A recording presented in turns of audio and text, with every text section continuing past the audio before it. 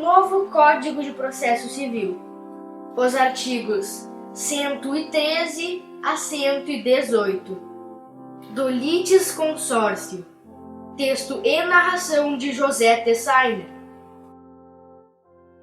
O artigo 113 estabelece que duas ou mais pessoas podem litigar no mesmo processo, em conjunto, ativa ou passivamente, quando, primeiro, entre elas houver comunhão de direitos ou de obrigações relativamente à lide. Segundo, entre as causas houver conexão pelo pedido ou pela causa de pedido. Terceiro, ocorrer afinidade de questões por ponto comum de fato ou de direito. Parágrafo 1º. O juiz poderá limitar o litisconsórcio facultativo quanto ao número de litigantes na fase de conhecimento, na liquidação de sentença ou na execução, quando este comprometer a rápida solução do litígio, ou dificultar a defesa ou o cumprimento da sentença. Parágrafo 2º. O requerimento de limitação interrompe o prazo para manifestação ou resposta, que recomeçará da intimação da decisão que o solucionar. Comentário.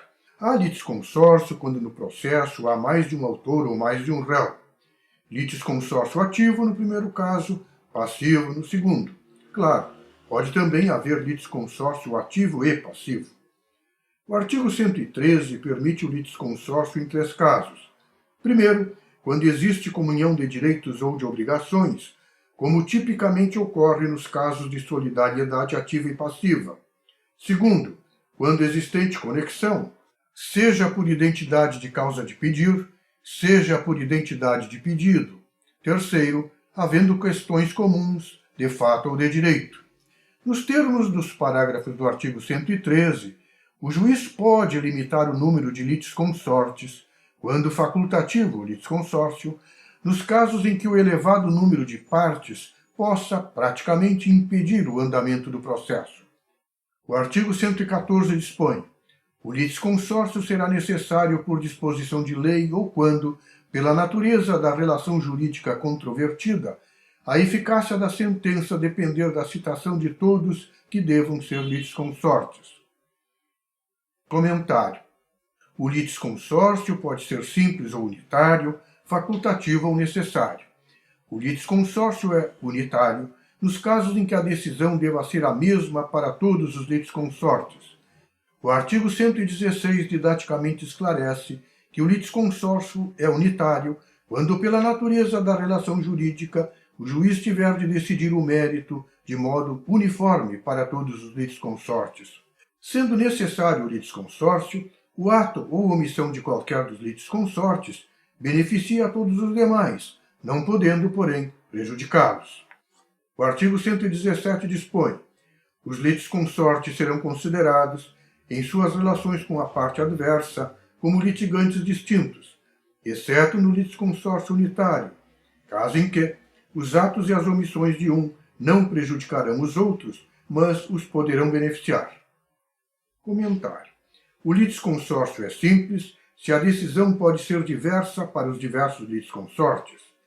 No caso de litisconsórcio simples, os litisconsortes são considerados, em suas relações com a parte adversa, como litigantes distintos, de modo que o ato ou omissão de um não beneficia os demais. O litisconsórcio é necessário quando indispensável, facultativo quando decorrente da vontade das partes.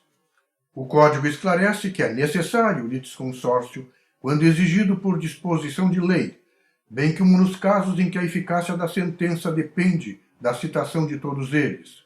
Como se observa, esta última disposição somente se aplica ao litisconsórcio passivo. É o caso, por exemplo, da ação pauliana, ação para anular alienação em fraude contra credores, em que devem ser citados tanto o vendedor quanto o adquirente, por se tratar de anular ato necessariamente praticado por ambos. Seja simples ou unitário, necessário ou facultativo o litisconsórcio, cada litisconsorte tem o direito de promover o andamento do processo e todos devem ser intimados dos respectivos atos. O artigo 115 dispõe: a sentença de mérito, quando proferida sem a integração do contraditório, será, primeiro, nula, se a decisão deveria ser uniforme em relação a todos que deveriam ter integrado o processo. Segundo, ineficaz, nos outros casos, apenas para os que não foram citados. Parágrafo único. Nos casos de litisconsórcio passivo necessário, o juiz determinará ao autor que requeira a citação de todos que devam ser litisconsortes, dentro do prazo que assinar, sob pena de extinção do processo. Comentário. O artigo 115 esclarece que, sendo o litisconsórcio necessário e unitário, é nula a sentença proferida no processo em que ausente qualquer dos litisconsortes.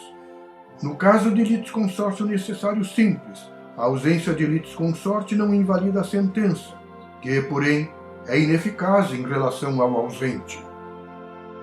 Fim deste episódio. Até o próximo!